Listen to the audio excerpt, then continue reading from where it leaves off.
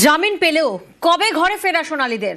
আজ বাংলাদেশ কোর্টে সোনালীদের হাজিরা। আজ ফের হাজিরা সোনালী সহ 6 জনের। বাংলাদেশের সন্দেহে জোর করে সীমান্ত পার।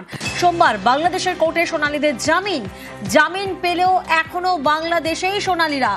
এক বাংলাদেশের বাড়িতে আছেন সোনালীরা। অক্ষয় প্রতিনিধি আমাদের সঙ্গে রয়েছেন।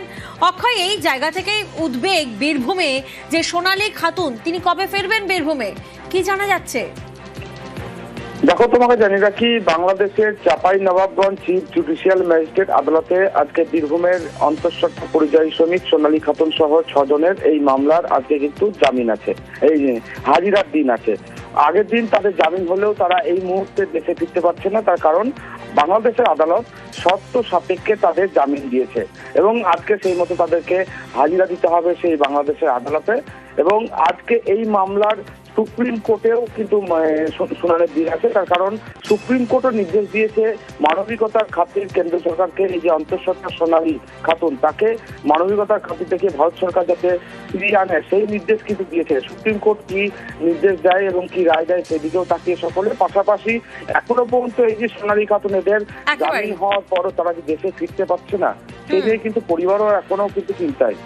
একেবারে পরিবার এখনো উদ্বেগে। অন্যদিকে আজ সুপ্রিম কোর্টে ফের সোনালী মামলার শুনানি। অন্তঃসত্ত্বা সোনালীকে দেশে ফেরানোর আর্জি বাবার। আগের শুনানিতে কেন্দ্রকে মানবিক হওয়ার পরামর্শ কোর্টের।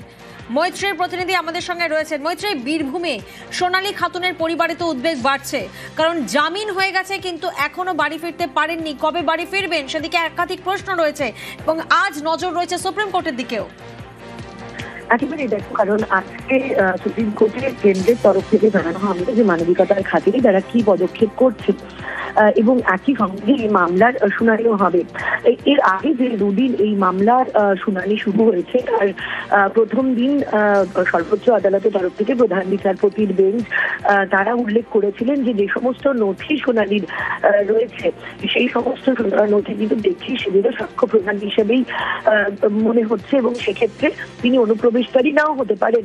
এবং দ্বিতীয় দিন যখন বধূ শেখ অর্থাৎ সোনালী খাতুনের বাবার তরফ থেকে উল্লেখ করা হয়েছিল যে অ্যাডভান্স প্রেগনেন্ট রয়েছেন সোনালী খাতুন, ফলে মানবিকতার খাতিরে তাকে দেশে আসতে দেওয়া হোক, সেই জায়গায় দাঁড়িয়ে সর্বোচ্চ আদালত কিন্তু কেন্দ্রকে বলেছিল যে তারা কোনো নির্দেশ দিচ্ছেন না, কিন্তু মানবিকতার খাতিরে কেন্দ্র যেন বিষয়টি খতিয়ে দেখে।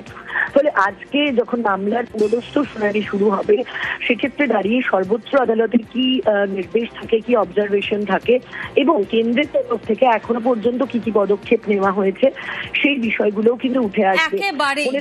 প্রায় 6 মাস পরে জেল মুক্তি, কিন্তু ঘরের মেয়ে কবে ঘরে ফিরবেন? বীরভূমে উদ্বেগে পরিবার।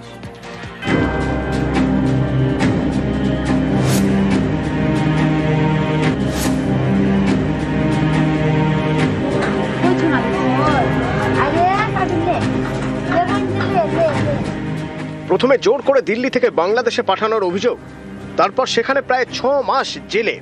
সোমবার জামিন, সোমবারই জেল মুক্তি। সোনালীরা এবার তাহলে ঘরে ফিরবেন কবে? বীরভূমে পথ চেয়ে বসে পরিবার। মঙ্গলবার তারা ভিডিও কলে কথা বলেন সোনালীর সঙ্গে। আমাদেরকে দেশে ফিরাবার তাড়াতাড়ি ব্যবস্থা করেন। আমাদের কি অপরাধ কি আমরা বাংলাদেশ ঠেলে দিয়েছে? ভারত সরকারকে বলতে চাই কি আমাদেরকে জলদি অনুরোধ করছে, ভারত যেতে চাই, দেশ ফিরে যেতে চাই। আমাদের খুব সমস্যা হচ্ছে। আমরা তো বহুত খুশি আছি, বাংলাদেশ টাকা জামিন পেয়ে আছে, সুপ্রিম কোর্ট টাকাও রায় দিয়ে আছে। কেন্দ্র সরকার এখন কি করছে, কি আশায় আছে, আমরা তো বসে আছি, আমার মেয়ে ঘরে আছি। দিল্লিতে কাজে গিয়ে বিপাকে পড়েন বীরভূমের সোনালী খাতুন ও তার পরিবার। অভিযোগ, বাংলায় কথা বলায় বাংলাদেশি বলে সন্দেহ করে দিল্লি পুলিশ। সোনালী ও তার স্বামী, নাবালক ছেলে সহ আরো 3 জনকে পাঠিয়ে দেওয়া হয় বাংলাদেশে। সেই থেকে তারা বাংলাদেশের জেলে বন্দী ছিলেন। সোমবার 6 জনের জামিন মঞ্জুর করা হয়। জেল থেকে মুক্তি পান সোনালীরা। বাংলাদেশের স্থায়ী বাসিন্দার জিম্মায় দেওয়া হয়েছে এবং প্রতি 10 দিন পর পর বাংলাদেশ চাঁপাইনবাবগঞ্জ সদর থানা থেকে ভারপ্রাপ্ত অফিসার এসে দেখে যাবে এবং তিনি কোর্টে রিপোর্ট করবেন।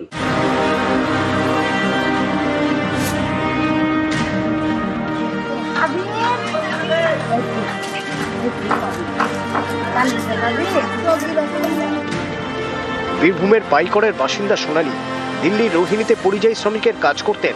অভিযোগ, সেখানে বাংলাদেশি সন্দেহে দিল্লি পুলিশ অন্তঃসত্ত্বা সোনালীকে আটক করে। 24 জুন আটক, 26 জুন সোনালী সহ বীরভূমের 6 জনকে বাংলাদেশে পাঠানো হয়। এ নিয়ে কলকাতা হাইকোর্টে মামলা হয়। তাদের দ্রুত ফেরাতে বলে কেন্দ্রকে নির্দেশ দেয় আদালত। এই নির্দেশ চ্যালেঞ্জ করে সুপ্রিম কোর্টে যায় কেন্দ্র। সোমবার শুনানি ছিল সুপ্রিম কোর্টে। দেশের শীর্ষ আদালত কেন্দ্রকে বলে মানবিকতার খাতিরে বিষয়টি দেখতে। বুধবার ফের শুনানি। আমাদেরকে দেশে ফিরাবার তাড়াতাড়ি ব্যবস্থা করেন। আমাদের কি অপরাধকে আমরা বাংলাদেশ ঠেলে দিয়েছে। ভারত সরকারকে বলতে চাই কি আমাদেরকে জলদি অনুরোধ করছে, ভারত যেতে চাই, দেশ ফিরে যেতে চাই। আমাদের খুব সমস্যা হচ্ছে। নিউজ 18 বাংলা।